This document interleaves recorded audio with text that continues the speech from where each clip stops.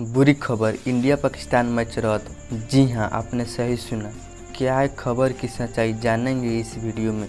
Video में आगे बढ़ने से पहले अगर आप इस चैनल पर नए हो तो चैनल को सब्सक्राइब जरूर करें। इंडिया बनाम पाकिस्तान का मैच 23 अक्टूबर को मेलबर्न में होना है।